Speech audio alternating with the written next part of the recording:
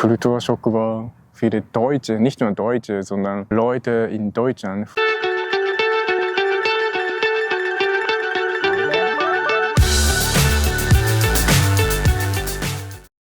Hallo! Hallo! Herzlich willkommen in diesem Channel. Reden wir heute über Kulturschock, Genau. Japan, Deutschland. Ja, genau. Als ich in Deutschland gekommen bin, war ich wirklich viele Sachen überrascht. Welche Kulturschock ich hatte, möchte ich euch vorstellen. Und ja, natürlich du auch, oder? Ja, welchen Kulturschock ich in Japan hatte. Dann fangen wir mit dir an. Ja, als ich hier Deutschland gekommen bin, bin ich mit dem Taxi Heidelberg gefahren. Und dieser Taxi war mega schnell. Ich war wirklich überrascht, weil man in Japan meistens 100 km/h oder 120 km/h auf der Autobahn. Deswegen war ich wirklich mega überrascht. Aber seitdem ich Auto habe, ab und zu fahre ich schneller als 100 oder 120 km/h. Natürlich auf der Autobahn war ich wirklich überrascht. Nächste Überraschung oder Kulturschock war, man muss nicht am Bahnhof so Ticketgate benutzen. In Japan wird man immer... Man muss vorher durch eine Schranke oder durch ein Gate gehen, bevor man an den Bahnhof kommt, an den Bahnsteig. Richtig, aber muss man in Deutschland einfach die Bahn einsteigen. Das finde ich wirklich sehr, sehr praktisch. Und natürlich muss man ein Ticket kaufen. Ja, man kann einfach vom Bahnhof an das Gleis und in den Zug einsteigen. Es gibt in Japan wirklich schlimm, zum Beispiel bei Rush Hour in Tokio wirklich mega viele Leute. Und wegen dieser Gate gibt es Schlange und morgens und abends, so nach dem Feierabend, richtig chaotisch. Ja, deswegen finde ich wirklich diese Systems wirklich praktisch. Und noch im Zug in Deutschland ist wirklich laut. In Deutschland war ich wirklich überrascht, weil im Zug in Japan ist sehr leise. Und ich fand oft, darf ich nicht etwas sagen oder soll ich nicht mit Freunden reden? Sogar für mich auch gedacht. Deswegen mega leise. In Japan? Ja, genau. Ah. Genau. Aber in Deutschland ist immer viele hören ohne Kopfhörer Musik oder YouTube. Und ich sehr, sehr überrascht. Und noch Kulturschock war, die Züge oder Busse kommen immer spät. Deswegen war ich wirklich überrascht. Wenn Züge kommen selten pünktlich, war ich wirklich überrascht, weil in Japan oder japanische Züge kommen immer pünktlich. Ja, deswegen war ich wirklich überrascht. Nächste war Kassierer sitzen an der Kasse. Deswegen war ich auch wirklich überrascht.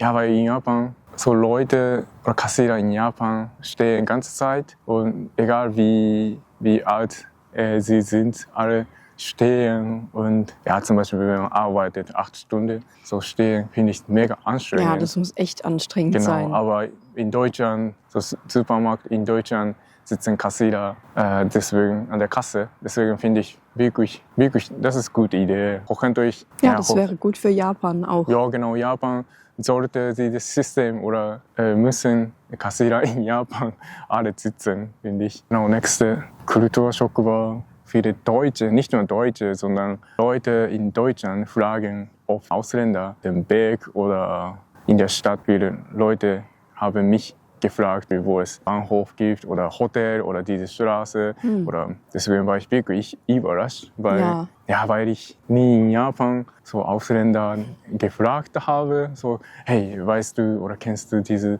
Shop oder Supermarkt oder Restaurant. Deswegen war ich wirklich überrascht. Aber ich denke, in Japan denken vielleicht die Leute, die westlich aussehenden Menschen sind alle oder viele sind Touristen, sie haben keine Ahnung. Ja. Und hier in Deutschland ist schon so international, dass viele Menschen denken, vielleicht ist er hier aufgewachsen oder er kann Deutsch. Ja. Deswegen. Ja, das finde ich cool. Der Kulturschock war, dass hier im Sommer unbedingt draußen sitzen wollen. Als ich im Restaurant gearbeitet habe, habe ich sehr oft gesehen, dass Gäste wegen Sitzplatz, so draußen mit Sitzplatz gestritten haben. Deswegen war ich wirklich überrascht. Oh mein Gott, Leute möchten unbedingt draußen sitzen. Ich war schneller oder früher als sie. Und deswegen Ja, war ich stimmt. wirklich überrascht. Wir haben Regeln in Deutschland. Ja, genau. Deswegen war ich wirklich überrascht. Der nächste Kulturschock war, Haus in Deutschland ist mega teuer.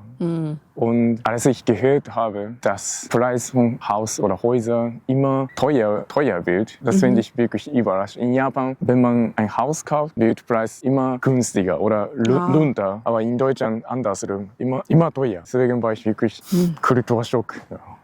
Genau.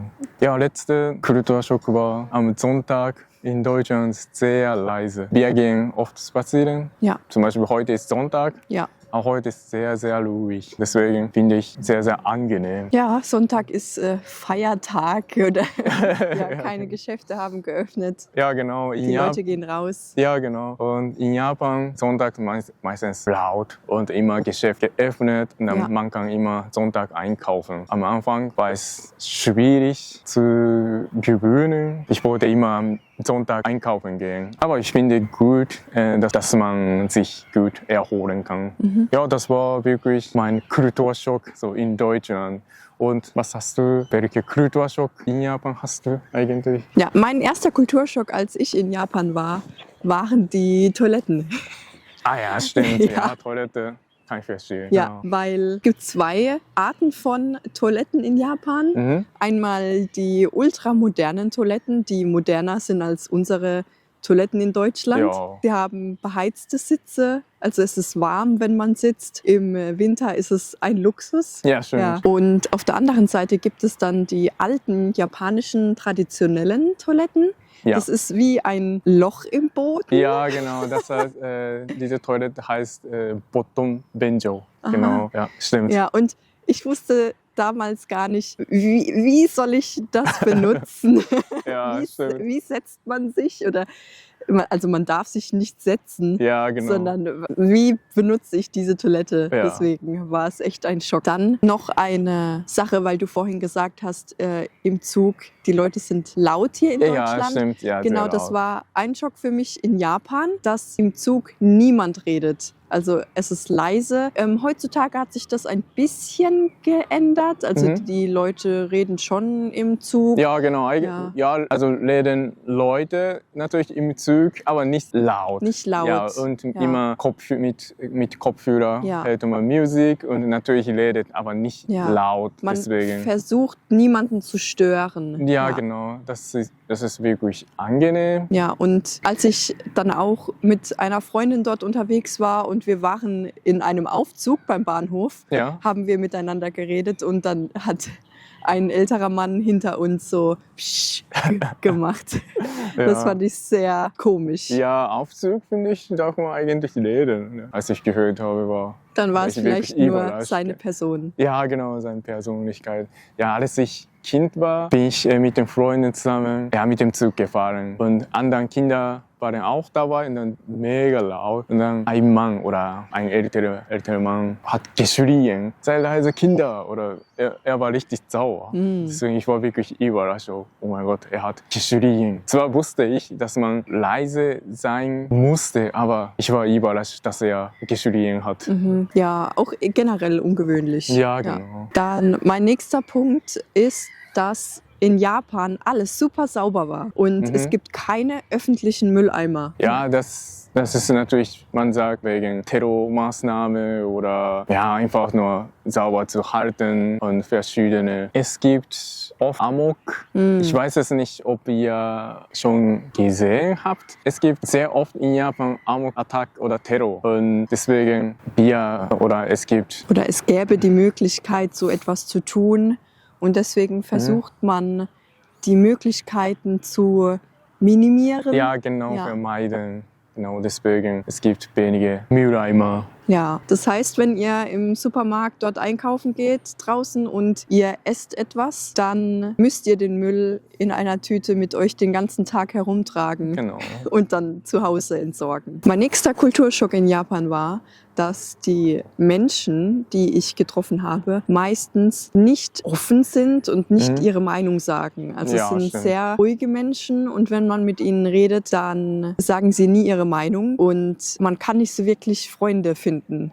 tiefe Freundschaften. Ja, das finde ich wirklich schön. Ja, finde ich wirklich schwierig. Ja, das ist wirklich schwierig, aber wenn man jemanden findet, zum Beispiel ich habe in Japan oder viele Freunde in Japan, dann wir haben immer noch Kontakt. Ja, deswegen. Aber bis man jemanden findet, ist es vielleicht ein bisschen schwierig. Es dauert vielleicht länger als in Deutschland, Freunde zu finden. Ja, denke ich auch. Was mich außerdem schockiert hat, waren super lange Schlangen vor Restaurants. Ja, also, stimmt. Es gibt mega viel, ja. Ja, in Japan ist es ja eigentlich so, oder es wird gesagt, wenn ein Restaurant wirklich gut ist, das siehst du, wenn eine Schlange vor dem Restaurant ist. Ja, genau. Ja. Ich habe in Deutschland nicht so oft Schlangen gesehen. Genau. Ja, Und die dann- Deutschen warten nicht so Ja, lange. genau. Ja. Stimmt, sehr, sehr schnell. Ja. Deswegen, ich war wirklich, das auch, ja, vielleicht für mich auch, das war eine Kulturschock. Ja, Ja, in Japan kann man vor einem Restaurant gerne mal schon 1 bis 2 Stunden warten. ja genau. Ja, aber falls ihr mal nach Japan geht, solltet ihr euch vielleicht mal anstellen. Also ich fand es bis jetzt immer, es war wirklich sehr gut. Ja, denke ich auch. Es lohnt sich Ja, es lohnt zu sich. warten, dass man so gutes Essen so isst. Finde Ja. ich kann euch wirklich empfehlen. In Deutschland empfiehlt sich eine lange Schlange nicht immer. Ja, Ja, stimmt. dann als nächstes, als ich ein Taxi gerufen habe mit der Hand, kam es hergefahren und die Tür geht automatisch auf, man muss nichts anfassen und wenn man einsteigt, geht sie auch automatisch wieder zu.